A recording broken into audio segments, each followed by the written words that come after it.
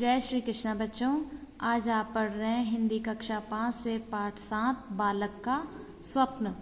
इस पिछले वीडियो में मैंने आपको बताया था बालक के स्वप्न के बारे में कि वो अपने सपने की बात किसी को भी नहीं बताता है, तो उसे राजा के यहाँ पे उसे बंदी बना लिया जाता है। राजा के यहाँ उसको कैद खाने में डाल देते हैं और फिर राजा उसके बाद जो एक दूसरा राजा होता है वो इस राजा की बुद्धिमानी जानने के लिए 2 घोड़ियों को भेजता है और सोचता है कि देखते हैं कि ये लोग कितने बुद्धिमान हैं कि मेरे घोड़ियों का प्रश्न का उत्तर दे सकेंगे कि नहीं। तो प्रश्न ये था कि दोनों घोड़ियों में से माँ कौन है और बेटी कौन है। तब उस बंदी मंत्री ने आसानी से इस समस्या का समाधान कर दिया था कि दोनों को नदी में नहलाने ले जाओ, जो पहले नदी में घुसे वही माँ है और जो पीछे चले वो बेटी है। इसके बाद उसी प्रकार के 2-3 प्रश्न राजा ने भेजे और मंत्री ने सबको हल कर दिया। पड़ोसी राजा ने यह सोचकर कि इसे हराना कठिन है अपनी सेनाएं हटा ली। उसके बाद क्या किया, उस जो दूसरा राजा था उसने 2-3 प्रश्न राजा के सामने और भेजे। तो वो जो बंदी बना हुआ था वो मंत्री जो राजा के पास जेल में था उसने सबको हल कर दिया, सारे प्रश्नों को हल कर दिया। पड़ोसी राजा ने यह सोचकर कि इससे हराना कठिन है अपनी सेनाएं हटा ली।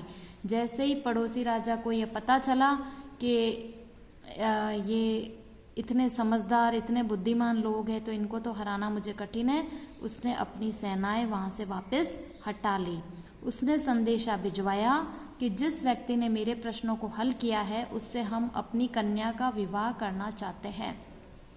फिर उस राजा ने अपनी सेना हटा के ये संदेश भिजवाया कि जिस व्यक्ति ने मेरे प्रश्नों को हल किया है उससे हम अपनी कन्या का विवाह करना चाहते हैं। राजा की एक बेटी थी, राजा की बेटी थी, तो वो क्या चाहता था कि जिस बुद्धिमान व्यक्ति ने मेरे प्रश्नों को हल किया है मैं अपनी बेटी का विवाह उससे करूँगा, हम अपनी कन्या का विवाह उससे करना चाहते हैं। इस समाचार से राज्य भर में सनसनी फैल गई।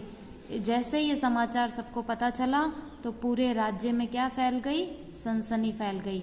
उस बंदी मंत्री की चारों ओर प्रशंसा होने लगी। वो बंदी मंत्री ने जिन प्रश्नों को हल किया था इस कारण से चारों ओर उसकी प्रशंसा होने लगी। प्रशंसा मतलब उसकी तारीफ होने लगी। राजा ने उसे तुरंत मुक्त कर दिया।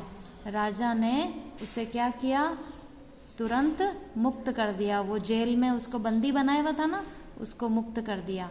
इसके बाद पड़ोसी राजा ने अपनी कन्या का विवाह उससे कर दिया। उसके बाद जो पड़ोसी राजा थे उन्होंने क्या किया, अपनी कन्या अपनी बेटी का विवाह उससे कर दिया। राजा ने मंत्री को अपना आधा राज्य भी दे दिया और राजा ने क्या किया, वो जो मंत्री थे मंत्री को अपना आधा राज्य भी दे दिया। मतलब वो बंदी मंत्री था वो जेल से मुक्त भी हो गया, पड़ोसी राजा की बेटी से उसकी शादी भी हो गई और फिर राजा ने मंत्री को अपना आधा राज्य भी दे दिया। इसके बाद इस राजा ने भी उसे बहुत सी चल और अचल संपत्ति दी। मतलब वो जो राजा था जिसके प्रश्नों को मंत्री ने हल किया उसकी बेटी से उसका विवाह भी हो गया और आधा राज्य भी उसको मिल गया। और जो ये राजा था जिसने इसको जेल में डाला था उस राजा ने भी उसको बहुत सी अचल और अचल संपत्ति भी दी। कुछ दिन बाद एक दिन प्रातःकाल इसी मंत्री राजा ने दोनों राजाओं जमींदार तथा सेठ सभी को अपने यहाँ आमंत्रित किया। कुछ दिन जब बीते तो एक दिन प्रातःकाल, प्रातःकाल का मतलब सुबह का समय, तो सुबह इसी मंत्री राजा ने, यह जो मंत्री था ना जो बाद में उसको आधा राज्य मिला तो वो भी राजा बन गया, तो इसी मंत्री राजा ने दोनों राजा यानी एक तो जो उसकी पत्नी बनी उसके पिता वो राजा और एक जिसने उनको बंदी बनाया था वो राजा जिसके यहाँ वो काम करता था, तो दोनों राजाओं जमींदार और सेठ सभी को अपने यहाँ पे आमंत्रित किया, सभी को अपने यहाँ आने को निमंत्रण दिया, आमंत्रित किया उसे। जब वे सब वहाँ उपस्थित हुए तो उस समय यह मंत्री राजा पलंग पर महल के विशाल एवं सुसज्जित कक्ष में लेटे थे। जब वे सभी वहाँ उपस्थित हुए, उपस्थित मतलब आए, जब वे सब वहाँ आए तो उस समय यह मंत्री राजा, यह जो मंत्री राजा है यह महल के विशाल एवं सुसज्जित कक्ष में पलंग पर लेटे थे। उनकी पत्नी उनके पास बैठी थी और इनके अतिरिक्त अन्य कई नौकर भी इनकी सेवा में जुटे थे। चारों व्यक्ति चारों व्यक्ति भी उसके आसपास बैठे थे। अब जैसे ही वो लोग आए उस महल में, तो महल इतना बड़ा था, सुंदर सजा हुआ था।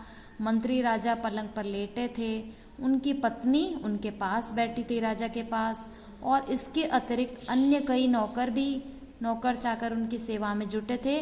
चारों व्यक्ति भी उसके आसपास बैठे थे, चारों ओर उनके आसपास कई व्यक्ति बैठे थे। तब उस मंत्री राजा ने क्या कहा, यही दृश्य जो आप लोग इस समय देख रहे हैं मैंने स्वप्न में देखा था। मंत्री राजा ने क्या कहा कि यही दृश्य, यानी यह जो दृश्य आप देख रहे हैं इस समय मैंने स्वप्न में देखा था। मैंने सपने में यही दृश्य देखा था और तभी मैं स्वप्न में चिल्लाया था।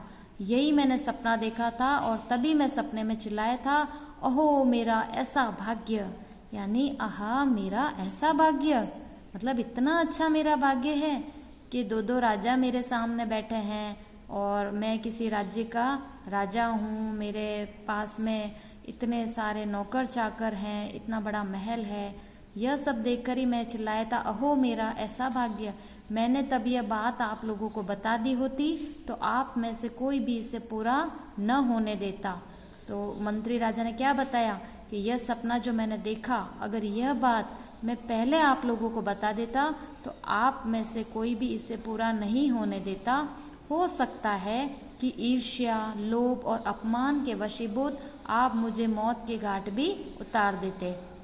हो सकता है कि आपके मन में मेरे लिए ईर्ष्या आ जाए, लोभ आ जाए, या अपमान के वशीभूत होकर आप मुझे मौत के घाट भी उतार सकते थे, मेरी जान भी ले सकते थे।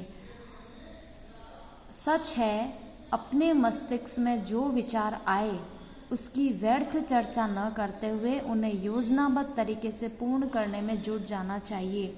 यह बात सच है कि अपने मस्तिष्क में, यानी आपके मस्तिष्क में जो भी विचार आए आपको उसकी व्यर्थ चर्चा नहीं करनी चाहिए, यानी आपको उसकी फालतू इधर उधर चर्चा नहीं करनी चाहिए, बल्कि उन्हें योजनाबद्ध तरीके से पूर्ण करने में जुट जाना चाहिए।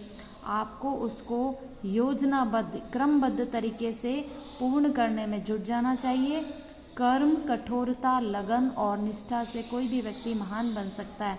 अगर आपके जीवन में आप सही कर्म करते हैं, सत्य राह पे चलते हैं, ये अपने कर्म से पीछे नहीं हटते हैं, आपके जीवन में कर्म है, कठोरता है, किसी भी निर्णय को जो सोच लिया है तो वो पक्का दृढ़ निश्चय बस ये करना है, किसी कार्य को करने के लिए आपके मन में लगन है कि नहीं मुझे इस कार्य को करना है और उस निष्ठा है, तो कोई भी व्यक्ति महान बन सकता है। इसलिए इस पाठ से आपको क्या शिक्षा मिली कि अगर आपके मन में कुछ भी अच्छा बड़ा करने का विचार आता है तो उसकी व्यर्थ में इधर उधर चर्चा नहीं करनी चाहिए, बल्कि उसको पूरा करने के लिए उसमें लगन के साथ जुट जाना चाहिए। अगर आप किसी को बता देंगे तो हो सकता है कि आपका वो कार्य पूरा न हो, क्योंकि लोग ईर्ष्यावश उसमें आपको परेशानी खड़ी कर सकते हैं। इसलिए हमें अपने मन में कोई भी विचार आने पर उसे योजनाबद्ध तरीके से पूर्ण करने में जुट जाना चाहिए। और यहाँ पे इस पाठ के कुछ शब्दार्थ हैं और आप अगर इनको याद करेंगे तो आपको इन कठिन शब्दों को समझने में आसानी हो जाएगी। स्वप्न, स्वप्न का अर्थ होता है सपना। चतुर, चतुर का मतलब होता है चालाक। अकस्मात, अकस्मात का मतलब अचानक। दंड, दंड का मतलब सजा। समस्या, समस्या का मतलब क्या होता है, उलझन। अचल संपत्ति यानी स्थायी संपत्ति। विशाल यानी बड़ा। सज्जित यानी सजाया हुआ। अतिरिक्त यानी अलग, भिन्न। दृश्य यानी जो दिख रहा है वह।